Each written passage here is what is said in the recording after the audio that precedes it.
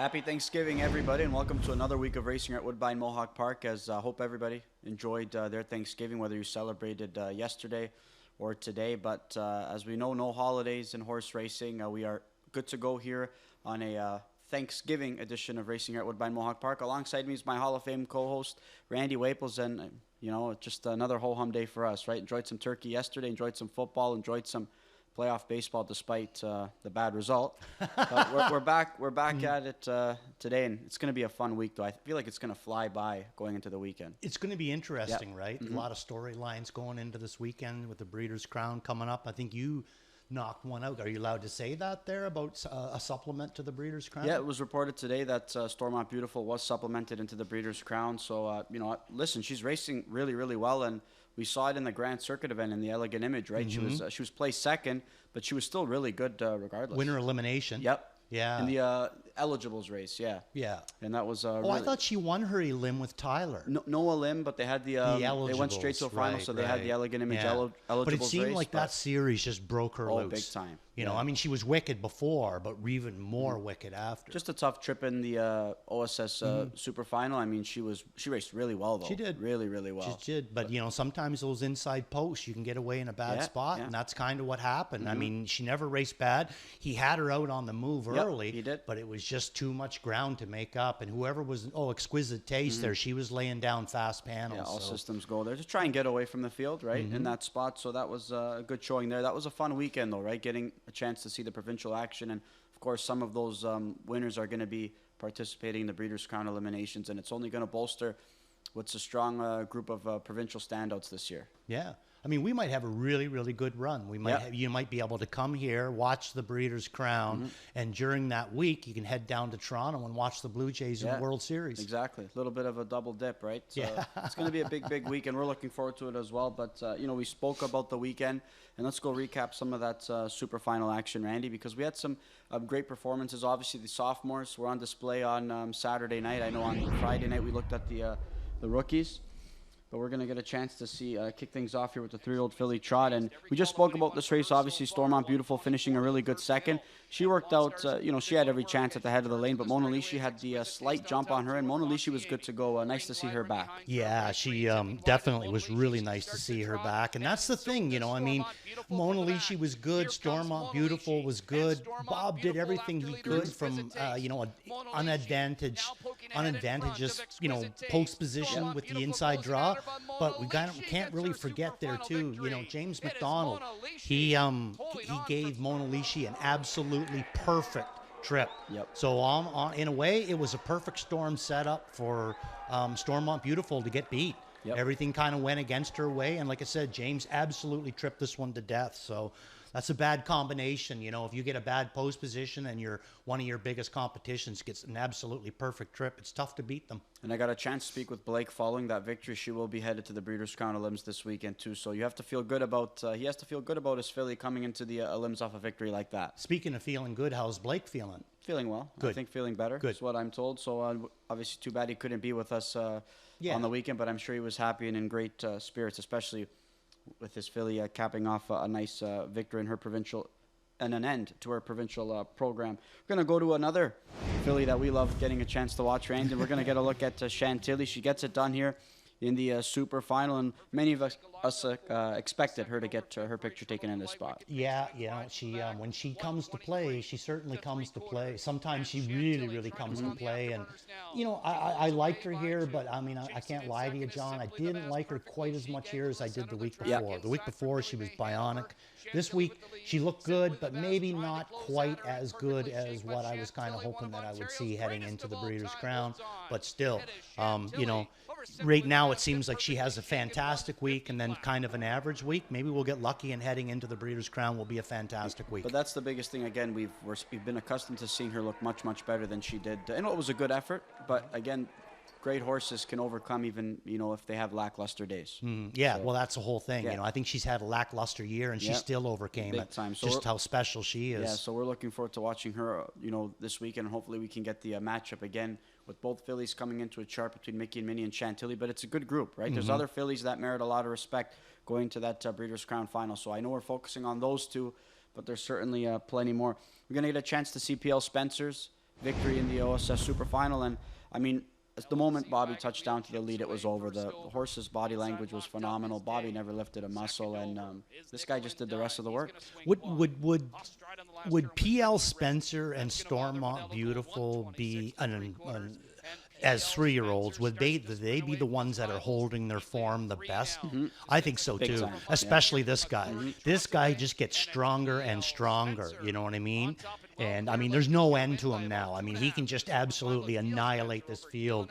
And he wasn't like that earlier in the year. You know, he did need to be, you know, tripped out, have things go his way, but you know, McClure's done a great job with him. Boston's done a great job with him, and this is a horse that is really coming into the back end of the season unbelievably good. And you heard both McClure and Boston both talking about the job that the trainer and the driver have done, kind of helping this colt mature. I mean, pretty interesting comparison, though, right, to Steve Condren. That's Boston's made to Bob McClure. And Bob, you know, does a great job bringing young horses along. We've seen it throughout his career, especially over the past 3, 4, 5 years. You could not, in my opinion anyway, if you're comparing somebody to Condren, you can't go any higher. That's as high as you can go. There's a lot of guys that have reached that pinnacle, you know, but there's, you know, when it comes to Condren, and especially teaching, that's as high as you can go. Interesting that he reported afterwards that there was a deal in place to sell P.L. Spencer. They didn't like the X-rays. It got nixed, and I think you got to be pretty pleased to bring this guy back. Why not? He finished off his sophomore campaign in a big way. We look forward to watching this guy as a 4-year-old as well. We're going to move on to the final OSS Super Final of the night, and how about the effort that Crackshot put forth, Randy? 148-2. I mean, just a phenomenal effort. Unbelievable. I mean, he's another one that, for whatever reason, took a little bit of a lull, but this second half of the season, you know, he's really stoked it up and turned himself into, you know, the unbeatable horse. Even All-Star Maniac, like, he raced good. He was the one that was supposed to, you know, have the best shot at him, you know, but look at the difference in separation now, and this is just getting worse and worse as the weeks goes on, you know. This guy's looking for more races, almost, it seems, and the rest of them are looking for a field. Yeah, and, you know, Greg McNair, he kind of said that no Breeders' Crown from Frank Brundle, and I got a chance to speak with him. He seemed like he was excited about the prospect of racing this weekend, so maybe there's going to be a further discussion to be had, right? I'm sure. Of course, I'm sure, you know, co-owner Frank Brundle would love to see his colt just keep on going, especially with how sharp he's been, right? Listen, I mean, Blueprint has been unbelievable, but I got to admit there, I would be the first one to love to see this horse sitting on Blueprint's back and then see what goes on. Not taking nothing away against Blueprint, but we almost seen Madden Oaks take him down here on our circuit, and I think that if Madden Oaks can do it, I definitely think this little guy can do it. A lot of people liked Crackshot going into that NA Cup final. He was a bit of the sneaky horse. He was maybe the sharp horse that some people really said, you know what, he can pull off an upset because he was sharp in his limb. So he's proven that he can race well against the top in the division, but you know, we'll see what happens tomorrow in the entry box. And the best part about Crackshot, too, is both of us are absolutely fawning over what kind of a mile he goes that night, because it was a cold night. You were out there interviewing, mile in 49, and then we find out that it was a second quicker. It was actually 48-2 as opposed to 49-2. So what an incredible effort. And again, congrats to everybody who had a big weekend over the course of Friday and Saturday night. And you know, obviously the timing couldn't be any better because tomorrow we've got the London Classic yearling sale kicking off tomorrow. I know a bunch of people went in today to get a chance to look at these yearlings, and you know, it's quite the catalog that they've got this year. Especially, again, we know that, you know, with Cattle Wash and Bulldog here, and now with King of the North being a new sire here, and Green Man Alishi just continuing to pump things up. We've got a pretty good, we've got some great stallions here in Ontario, it seems like. You know, something, I was just going to say the same thing there. You know, I don't think any jurisdiction is loaded up any better than we are, you know, with in the breeding shed. And the beauty of ours is they're all new, young studs. Like, we can carry this momentum for, you know, possibly, you know, another dozen, 15 years. Big time, and we're looking forward to it. And best of luck to everybody shopping tomorrow over the next couple of days. Hopefully, you guys, you know, people can get some future stars. Buy Ontario. Yep, exactly. All right, we're going to look at some stats and standings from the course of the past week. We're going to look at drivers and trainer standings. We're going to kick things off with the drivers first. And let's see who's on this list. Randy, James McDonald leading the way there with 12 victories and an earnings of over $613,000. Another great week for James McDonald. It is. I mean, look at how busy he was too. 52 starts compared to the rest of them, and I mean, and then that makes you really takes you to where McClure is, because James is earning $613,000. McClure with half as many starts at 561. Yep. You know, I mean, that's incredible run for both of them. And really, these guys are all really starting to have a big year. Doug and Jody, obviously on that list as well. Big weekend for Doug, having a couple of super final victories. Jody finishing right there with a couple of them as well. I mean, 5th and 5 was really sharp. He was second best to crack shot, but that was a good showing by his Cole. Yeah, he didn't. I don't think he won any of the grassroots or the super finals, but he was right there with just about everything. They were all second and third, and it adds up, right? Obviously, 235,000 put away. Nice week by those four, and we're going to get a chance to see the top 4 circuit trainers. And we kind of mentioned it, Randy. Gary Murner. I mean, it seemed like everything he sent out was finding the winner's circle, all but one. Last week. It must have been the one I put on top. Yeah, maybe it was. Yeah. was it? No, Highland Beach Lovers Carm, right? Yeah. Yeah. Okay. Yeah. But nice week for him. Carm had a nice week as well, and then you've got Dave and Kyle Fellows rounding out that list. It's just more or less the same. We see these guys pop up fairly often as well. They've had great years. A huge year, really great week. But wow, look at the money Kyle Fellows stoked up. 135,000. Good for him. Yeah, clean deal getting it done in the super final. Obviously, that was a big victory for his filly. I'm sure they're looking forward to what she's going to do as a sophomore, because she had a great rookie campaign in limited tries. All right. We're going to go dig right into the action here. We've got 12 on a Monday night program, Randy, so let's get to it. No turkey hangover for us, right? We're going to go straight into it and just try and pick some winners. But it's a tricky card. We've seen enough turkey the last couple of days. We're really not looking to be the turkey No, tonight. absolutely not. We're going to hope to give out some winners. Let's hope and have some success here. And we're going to kick things off in race number 1 with the field of 10. And the 8 to 5 favorite is going to be Trooper Hanover currently. I think this Son of Art Speak, I think he's got a good shot to find the winner's circle here tonight, Randy. It's going to be a second start back after missing maybe a month. He gets James McDonald in the bike, and I think he merits a lot of respect. But you and I going in a different direction here in this spot. And there's a long shot that you were pretty fond of last week as well. Yeah. So Trooper Hanover, I mean, there's so much to like about him in this race, right? I mean, number 1, he's a 4-year-old. I give big props to the 4-year-olds racing against 3-year-olds. Number 2, picking up James McDonald. James drove him down on August the 5th. And had a nice win with him that day. And now he's going to come back for trainer Paul McDonnell.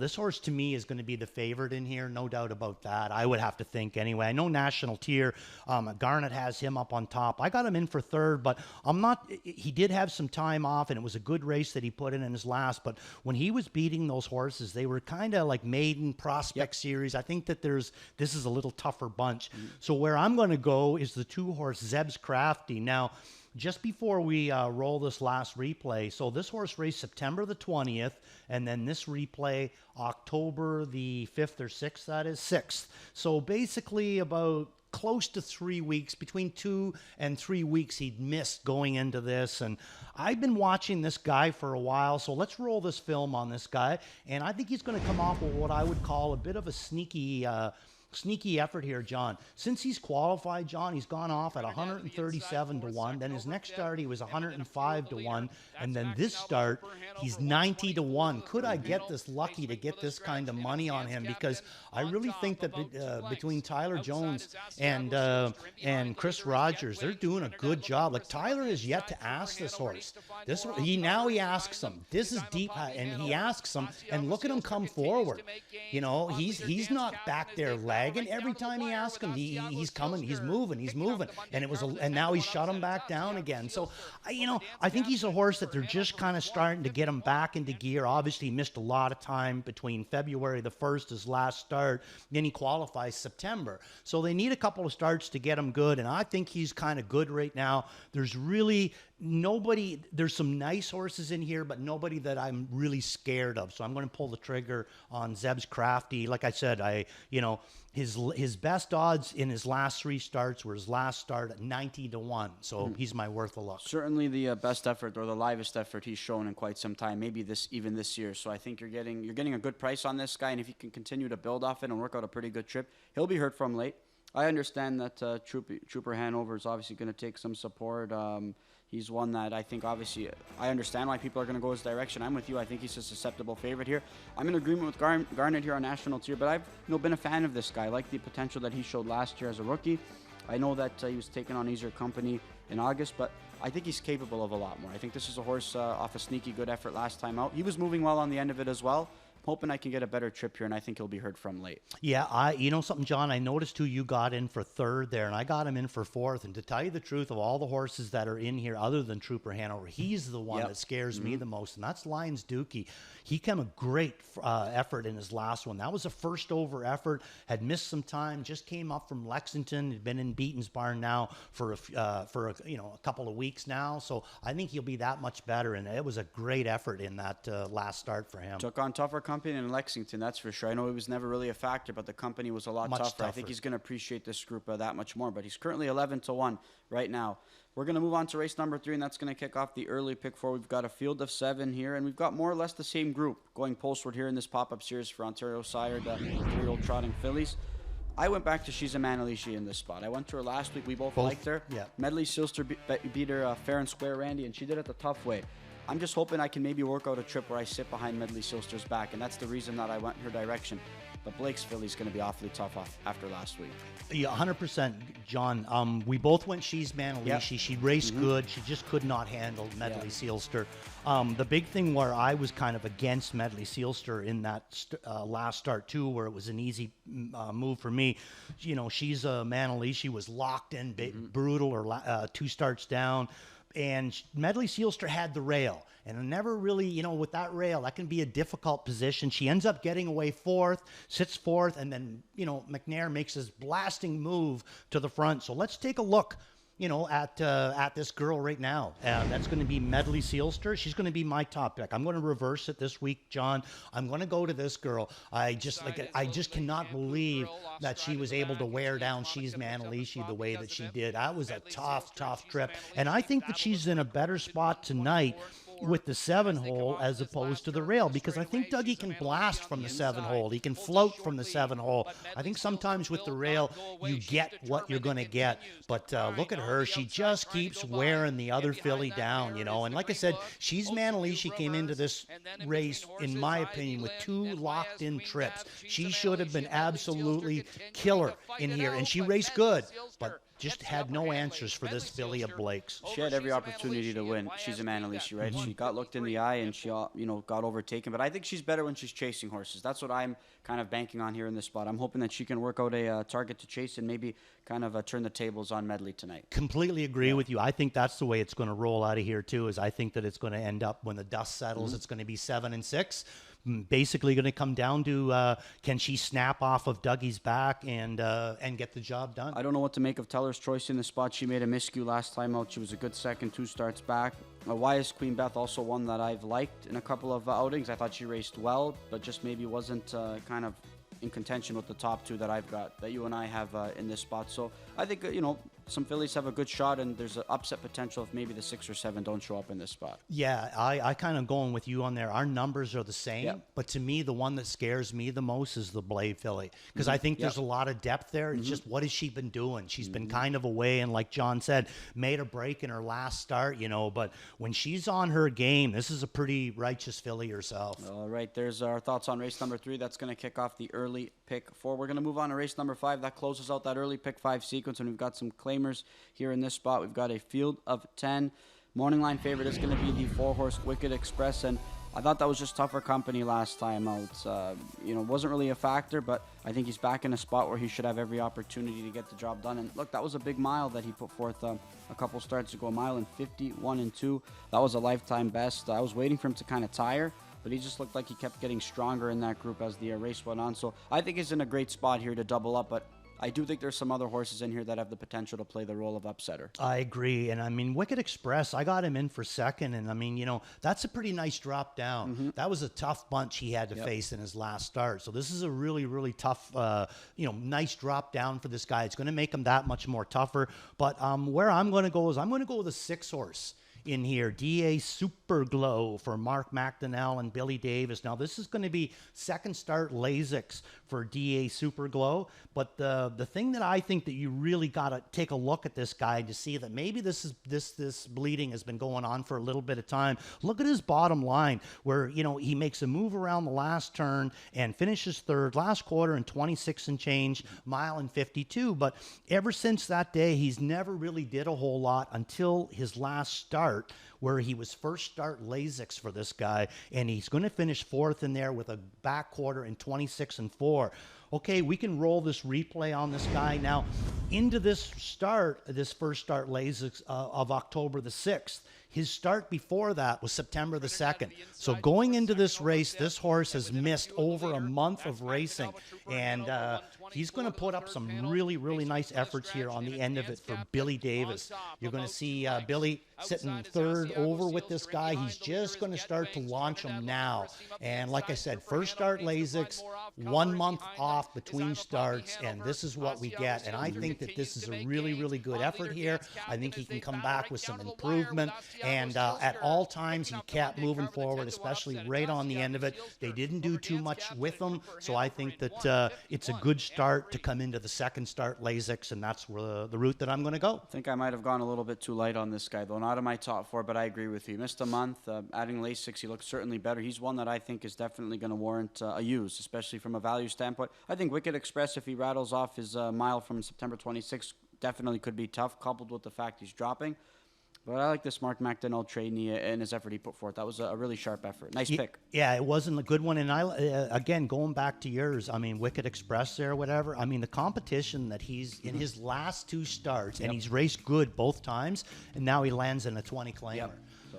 It'll be interesting. A little bit of a throwdown there. Big time, yep. I thought up front, BB, you have him in for fourth. I've got him in for second. I thought he raced well last time. Locked Huge in and on then the angled out late in the mile, and I thought he was really good. You have to figure he's going to be even sharper here in this spot, but you and I both liking one quite a bit in race number 5. We're going to move on to race number 7 now, and that's going to be the second leg of that late pick 5, and we're scratched down to a field of 10 here in this spot, and I think there's, obviously Let's Get Rocked is one who's looking to make it 4 in a row. He's been razor sharp. I mean, it seems like he's found, a strong home at this level, and he's going to be tough to beat. You and I both playing against him in this spot, though. No, I'm going Let's Get Rocked. Are you going Let's Get Rocked? Yeah. Oh, I thought you went Larceny. No, but that's the replay we're going to show. You going Larceny? I went Seriously Hanover. You went. That's a good one, too. I got him in for 4th. I like that. But let's take a look at the replay on Larceny. Okay. I'm going to go Let's Get Rocked. He is on a heater big time, and I'm not going to jump off the ship just yet. But I think that Seriously Hanover looks good, picking up Murner, picking up James McDonald, but also picking up the rail. This replay I'm showing you, this is Larceny. And Brett McDonald doing the driving last week, and he'd had a month off going into this start. So October the 6th or September the 6th was his last start, and then October the 4th in this one. Brett McDonald, 90-1, this guy. You can see Brett towards the back of the pack, and this guy just keeps coming forward. And like I said, with a month off, and look at him here, right at the end of the race, that's where it seems like he's almost showing the most ability. Picks up JD tonight. There's a scratch in here from the 5. JD's was going to be coming out of 6, now coming out of 5. I think that, we might be looking at another Jonathan Drury long shot, like he had the other night. What was the horse? I'm drawing a blank. Was it Stone Sawyer? He's Stone Sawyer, $100 winner. Was that the horse? Yeah, for Tony Beaton, $100 winner. So we might be looking at sort of the same thing here. I thought it was a very, very good effort. He'd missed a lot of time, and I just wanted to show you that one because I got him in for second. And, the replay that you showed, there was a couple horses that came out of that same race who raced really well in the finale on Saturday, right? Drinking Buddy, who was live up the inside there. He got the job done over your top pick, JMR Speakaway, who raced really well to be second. And they both came off pretty good efforts out of the same race with Larceny. So this could be kind of one of those races where a lot of horses out of that race come back their next start and race pretty well. And we could be looking at that with Larceny in this spot. Let's quickly talk about your horse because and I know that I've been a big fan of this horse for a long time. And I did throw him in on part of it. The biggest reason why I didn't was simply because of that rail. Just not 100% sure where he's going to get away, but you go. Fastest horse in the race by far, right? But again, inconsistencies kind of plagued him throughout his career, especially the last few tries. wise. Just going solely off the trainer change, right? Gary's had a great week. Just maybe he can, pick up on something that maybe to find his form again. But I mean, his efforts haven't been strong last time out, right? I mean, he should have finished up a little bit liver at the end of it. But, he did go some quick panels early on. I understand it. But he's got the speed to carry that through the entire mile when he's on his game. And I'm just hoping maybe with James McDonald and Gary Murner, who both had themselves a good week when they were paired up together, I'm hoping the momentum can continue here. I think, and it's a smart move on your part, too, because September 29th was his last start for Carmen. Then he's missed that time and came in here. If he'd have come in here on a 7-day rotation, I don't even think I use him. Okay. You know what I mean? Because really, what could he have done with him? But he's had some time to work with them, you know what I mean? Maybe train him a little bit different, maybe rig him a little bit different, try a little bit of different stuff with him. So I think that he's definitely, worth a look with the trainer and the driver change. I would have to say, and one that I'm just going to give a shot to. But I do think Let's Get Rocked is going to be tough, obviously, and Larceny one that I'll throw in on my pick 5 ticket as well. I think I've got that race pretty much covered with those three, I'm pretty sure. We're going to move on to race number 12 here. That's the last race of the night. And there's not going to be the high five jackpot high five is going to start anew because it did get taken down last time out over $40,000 Canadian, I believe. So congrats to the lucky winner. There was a lot of long shots. There was action in that race, right? Nazaire and Jack Panic hooking up throughout most of the mile. The backfield got activated, and it was double-digit prices who kind of rounded out that high five. So again, we have to start anew here now. But congrats to whoever took it down on Saturday night. Well, it wasn't me. No, certainly wasn't. Well, you wouldn't be at work if it was the case, right? So, yeah, I'd have been out with you. Yeah, absolutely. All right, race number 12 here. Nice group that we've got here going Polesford for the finale, a field of 10. I think this is really an interesting race. I think you could go so many different directions. I think I know Race Credit's going to take a lot of support. That was a really good effort. First start for the new connections, and of course one that's going to merit respect, one that's going to take a lot of betting support. I opted to go to Flying Art. I thought he raced really well last time out despite taking a lot of air in that mile. But Randy, I mean, you could go several different directions here in this spot, I'd say. Yeah, I raised credit first time Barras, so I'm going to throw him back in for second. But I mean, how many times have we said that? When this guy gets a horse with some back class like this one does, he always seems to be able to get it out of him. So this horse is going to be dangerous, but does draw the rail.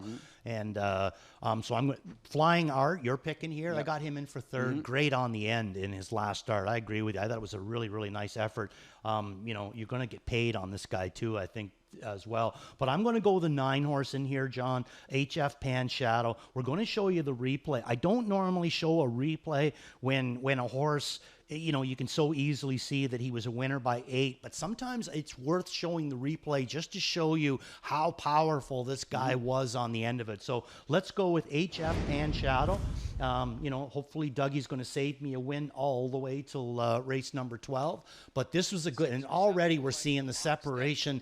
It's almost like there's 2 separate fields of racing going on here. But wow, when Dougie pulls the trigger on this guy is good to go. Look at the body language on Dougie. Like, I mean, I think he could basically take out a coloring book and maybe color himself a nice picture all the way home here. Look at him.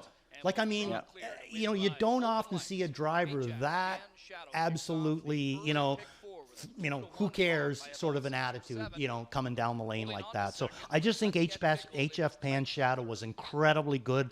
McNair has been driving incredibly good. Tough combination, and throw in Malik Smith, whose barn has really, really came to life in the last couple of months as well. Yeah, certainly going to be tough to beat. I went to Flying Art, but one that I'm going to use in my pick 5 ticket, Race Credit, merits respect. I think Back to the Future is the most intriguing one in here. I think he's got the potential to be a bit of an upsetter. I used him on my late pick 5 ticket as well, but I think a lot of things need to go his way. But that was his first start in quite some time. I wouldn't be shocked if he picked up a pretty big piece tonight as well. It's good first start back. Last quarter in 27 flat. That's got to give you a good, good feeling about him. All right, that's going to wrap up our thoughts here on this 12 race program. But we're going to look at some pick 5 ticket ideas here as well. And let's go through your early pick 5 ticket first, Randy, as we kick off some multi-leg action. Okay, well, we're going to start off going 2-3 in race number 1. Then we're going to race number 2. We're going to go 1-4 Flanagan Sunshine and Alimony Mike. And then in race number 3, we're going to use the all button here, John. I like this race. I really like Medley Sealster, but I also like She's a Man Alicia. And I like the horse that you've been playing a bit, YS Queen Beth, but Teller's Choice to me is a big riddle. I'm going to go all, then finish it off with 2 singles, and that's going to be Phoenix and then DA Super Glow, hoping that could be a little bit of a separator. So you left off Trooper Hanover on your early pick 5 ticket? Okay. Yeah, same with me. I took the same approach with you. I decided to single a horse to kick things off. I singled National Tier. I liked his effort last time out, but you and I both in agreement. Trooper Hanover definitely is one that could get the job done. He's going to go off as the race favorite, but that makes me feel even more inclined to try and play against him in this spot. Agreed. So I'm going to go all in on National Tier. I'm also going to go all in on Wicked Express and just give myself a bit of coverage in those middle legs. So if I can get my bookend singles across, I feel pretty good. I know there's horses in some of these legs that are the ones to beat, in some of these spots, but I just said, why not? I'd throw a bit of coverage. Maybe I can get a little bit lucky in what's still a fairly affordable ticket. I like the race 3 and race 4 coverage. Yeah. Especially that race 3. Boy, can you ever go a lot of ways in there. Big time, I would have to say there. So there's our thoughts on Randy's pick 5 ticket idea, my early pick 5 thoughts as well. And we're going to go ahead and look at the plays board as well. So let's take a look at your plays board first, Randy. Oh, pick 6 we're going to look at, actually. So let's go through your pick 6 ticket, Randy. Okay, pick 6. Lots of singles here, John. Okay, going to do this a little bit different. So race number 4, single in Phoenix. Race number 5, I'm going to single DA Super Glow in here. Race number 6, Peaky Blinders and Zetathena. Race number 7, I'm going Let's Get Rocked and Larceny off the time off. Now a single again. Race number 8, I'm going to single Sunday Shoes. A little tougher bunch, I think, but he is cracking good right now. And if I can get that far, John, I'm all in. That's race it. number 9. And I mean, it's not even a matter of looking for the price. I'm just not really sure where, I went Osceola. You could go so many ways in this race, so I'm going to choose to all it. Yep, could be some action there, right? I mean, some horses that could maybe shake things up early on in the mile. But you and I both know Osceola and Private Access. They're likely the ones to beat in that spot. So we're looking forward to that open trot as well, because a couple of them obviously likely, maybe a few of them, gearing up for the Breeders' Crown limbs this coming weekend as well. So there's our multi-leg ticket ideas. We're going to look at some plays boards now. And Randy, let's start off with you. Okay, going to start right off in race number 1. That's going to be Zeb's Crafty, and he's going to be my worth a look play. Then my beat the favorite is going to come along in race number 5, and that's going to be DA Super Glow. Second start Lasix. And then in race number 8, Waples Watch is going to be Sunday Shoes. Now, a lot of people say, well, he's going to be the favorite. What's the watch? Waples Watch, he's 3 wins in a row. But the thing is that he was my Waples Watch back on September the 11th when all this started. And until he loses, he's going to be my Waples Watch. And then my all-in, you're going to have to stick around to race number 11, and that is going to be Highland Beach Lover. Yeah, one that hopefully a better trip this time. Hopefully engaged. Brings his A game. And he didn't look at his best last time out. Didn't have as much late in the mile as maybe we expected in that spot. Here's my plays board here tonight. Spot play National Tier to kick things off. Currently sitting there at 5-1. Rebound, our Peaky Blinders, one that you like as well, Randy. The Louis Waugh effect. Just gets along really well with Louis. Seems to be the only guy that can get him to the front. Yep, and best bet is going to be Private Access in race number 9. And my all-in Nacy. Seems to be the class of the field. I know he's missed a bit of time. I know his last time out that we saw him, he didn't put forth his best try. But that's got to be a bunch he can get. He can rebound in a big way. We've seen Cullen bring horses in here with the worst rotation and win. He's, to me, is the class. Some other resident handicappers providing some of their thoughts as well. Zetathena is going to be Garnet Barnsdale spot play. That's a competitive race in race number 6. Ghislaine Piquet going a Hungry Man in race number 7. And Kevin Plaucha spot play, new rules. In the open. Yeah, this is one that, again, was the standout in the wintertime, but I just think this is probably a little bit of a tougher group. But who's to say he can't get the job done, I guess. At least he's coming, if he's going to take a stand on him, Kevin, at least he's coming in here with the rest of them having a bit of a stale day. Yeah. So, I don't know if the talent level's there, but the fitness is good. He's going to, definitely. All right, big time. And, obviously, Randy, again, no racing tomorrow. We're done for Tuesdays. We're back to 4 nights a week. So we just kind of want to go over our racing schedule now that we're back to 4 days. So it's going to be Monday, Thursday, Friday, and Saturday. So Tuesday, Wednesday, and Sunday are going to be dark for now. So we're going to have a 4-day race week, but things will change come the beginning of November. November 2nd is when we kick off Sunday racing. So those are the days where, again, we're going to need to bring in the more screens to be able to, watch some football in between some of our racing analysis. So hopefully don't cross our terminology around between a touchdown, pick sixes, right? Pick six and pick six, right? So, hey, I know what we can do Sunday. Maybe the judges will let us do our show from up there, and we can watch their TVs. Pretty good. Yeah. Pretty good. Lots of action there. Yeah. So yeah. All right. So that's gonna wrap up our preview here on this Monday night program. 7 minutes to go before we kick off race number 1. As always, that starts off with the early pick 5. Good luck.